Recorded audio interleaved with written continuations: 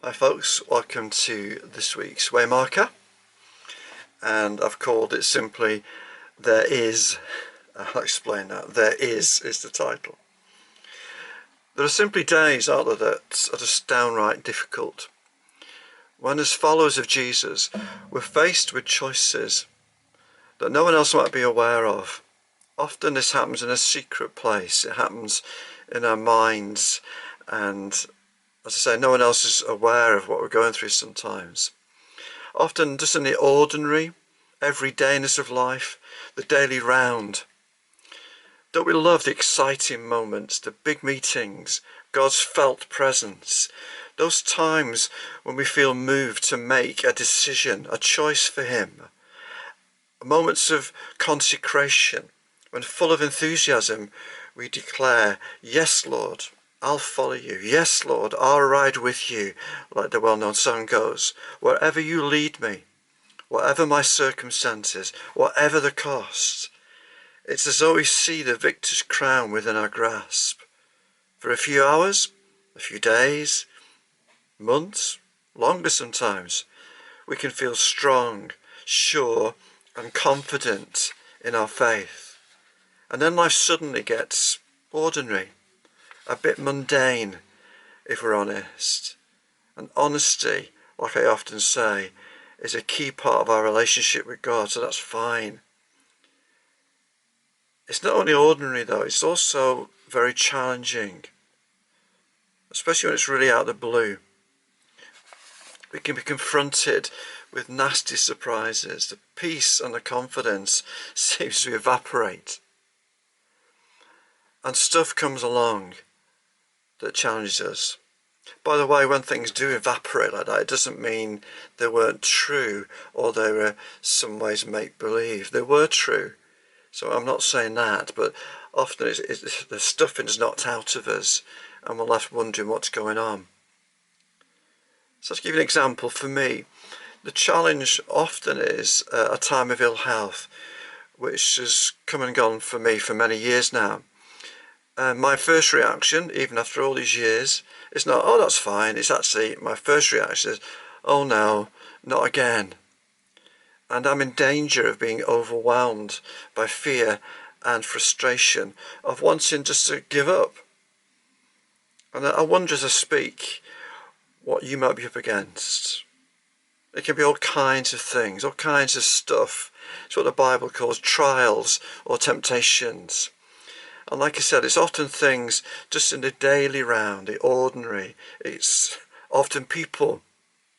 Someone you don't want to forgive or even attempt to love because you simply don't like them. It can be stuff from the past that suddenly seems to reach out its hand and cause you to trip up, causes you to regret, to condemn you and make you lose hope. It can be disappointment, it's not fair, sickness, bereavement. All things that can make us sit down and give up on the journey and say like Elijah did many hundreds of years ago, that great man of God. And he said, having seen miracles upon miracles, he said to the Lord, I've had enough. I've had enough, Lord. And that's a measure of the man's honesty and greatness, I think. And so for us, it's okay at times when we just simply, Lord, I have had enough. As I said recently, when hit by ill health again and the feelings that come with it, I actually felt the Lord say to me, quite gently, there is a cross. There is a cross. And I wanted to speak on this. That's the real crux of what I want to say to you in this. There is a cross. But the way that came, the more I've reflected on this myself and chewed on it, it doesn't come as, oh no, there's a cross. And we know your first reaction to hearing those words is probably, oh no, cost, sacrifice. But this comes with, a bit like where Paul says, thanks be to God who gives us the victory through our Lord Jesus Christ in 1 Corinthians 15. Thanks be to God, there is a cross. There is a way through. There is a way to overcome and not be overcome by the things that seek to make us sit down and say, I've had enough. C.S. Lewis, really famous Christian writer, says, the cross comes before the crown, and tomorrow is Monday morning. The cross comes before the crown. It can still take us by surprise. And it's like the Lord has to keep reminding us, again, no matter how long you've been a Christian, whether it's 5 minutes or 50 years, he says to you and me today, as you're listening, wherever you are, whoever you are, there is a cross. Thanks be to God. That's the waymarker that sometimes is clearly in front of us, and we'll do anything to wriggle around it and try and find a way around. It's a bit like the old the kid story we used to read to our two when they're growing up. I'm going on a bear hunt. They come to a big muddy patch, and you can't go around it, you can't go over it, you can't go under it. You've got to go through it. For the true Christian, for the true follower of Jesus, there is a cross. But as the years go by, as you get more understanding of the cross, it becomes the symbol of victory, as well as a symbol of you and I choosing to die to ourselves. There is a death in it, but it's a death that leads to victory.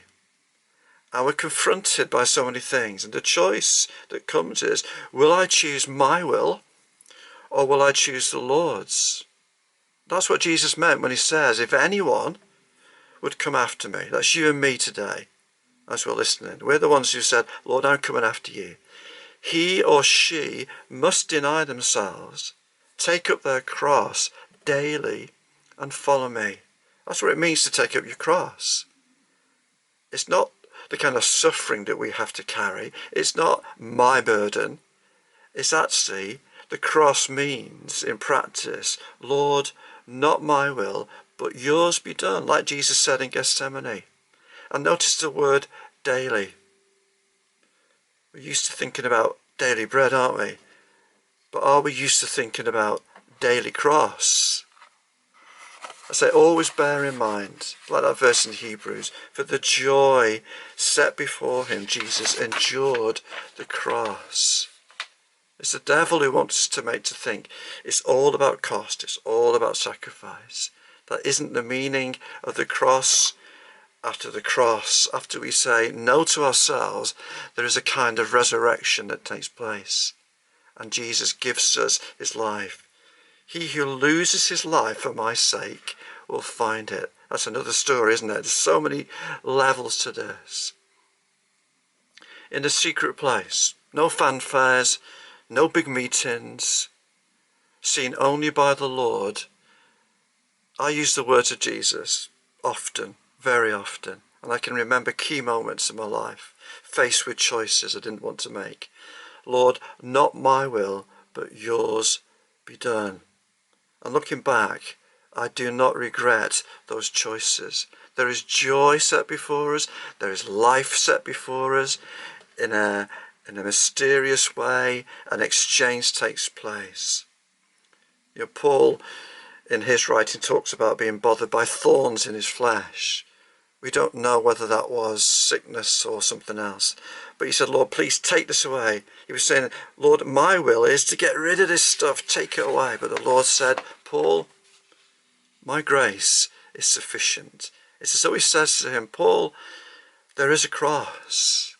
There's a way through this. And you will find again and again and again in your life that the grace of the Lord towards you in difficult choices will be sufficient.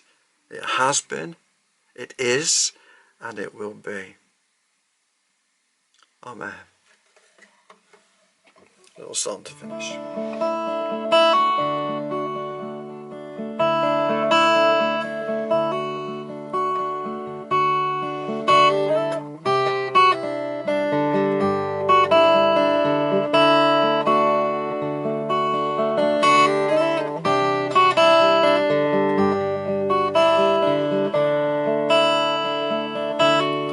There is a cross, a lonely cross that I must carry if I'm to really know my Master and my friends. And for the joy of pleasing Him, I will follow till at last the victor's crown. All my burdens are laid down. There is a cross, a lonely cross, that I must carry if I'm to really know my Master and my friend. And for the joy of pleasing Him, I will follow until at last the victor's crown, when all my burdens are laid down.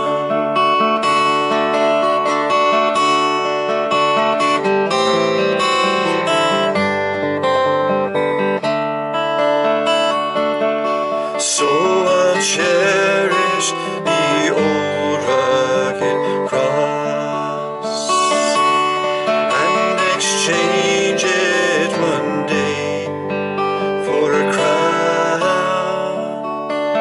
So I'll cherish the old rugged cross and exchange it one day for a crown.